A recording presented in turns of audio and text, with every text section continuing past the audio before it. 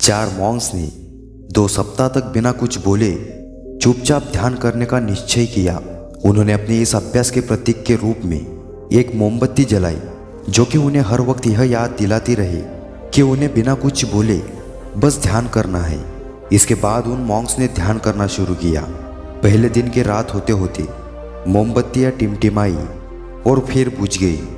यह देखते ही पहले मॉन्क्स ने कहा, अरे नहीं, यह मोमबत्ती तो बुझ गई।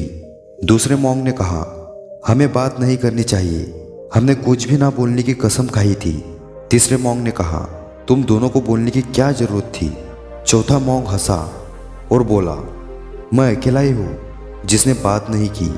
दोस्तों, उन सभी के बोलने के अपने अलग अलग कारण थे, लेकिन चारों में से प्रत्येक ने बिना कुछ सोचे तुरंत ही अपने विचार रख दिए। उनमें से किसी ने भी स्थिति को सुधारने का प्रयास नहीं किया। उसी आश्रम में उन चारों के अलावा एक बूढ़ा बुद्धिमान मॉन्क था। वो बिना कुछ बोले और उनकी तरफ ध्यान दिए बिना ही चुपचाप ध्यान करता रहा। इस तरह से उस बुद्धिमान मॉन्क ने बिना एक शब्द बोले उन चारों को ही उनके गलती का एहसास करा दिया, जो कि वो चारों बोलकर भी ना कर पाए। बिना सोचे समझे और ज़रूरत से अधिक बोलने पर हमें खुद ही लोगों के सामने शर्मिंदा होना पड़ता है। एक समझदार व्यक्ति कभी भी बिना मांगे किसी को सलाह नहीं देता, क्योंकि वह जानता है कि बिना मांगे दी गई सलाह का कोई मतलब नहीं होता और ना ही सामने वाला उस सलाह को मानता है। लेकिन आजकल लोगों ने अपनी प्रॉब्लम बताई नहीं कि हम उन्हें सोल्यूशन देना शुरू कर देते हैं।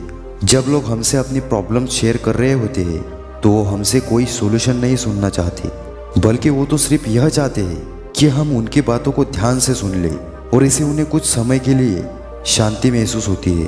क्योंकि हम जो उन्हें सलाह देंगे ये उन्हें भी पता है। हर इंसान को पता होता है कि क्या सही है और क्या गलत है। इसीलिए जब अगली बार हमसे कोई अपनी प्रॉब्लम शेयर करे तो हम बस उसकी बातों को ध्यान से सुने, उन्हें सलाह देना ना शुरू कर दे जब तक कि उसने मांगे ना हो।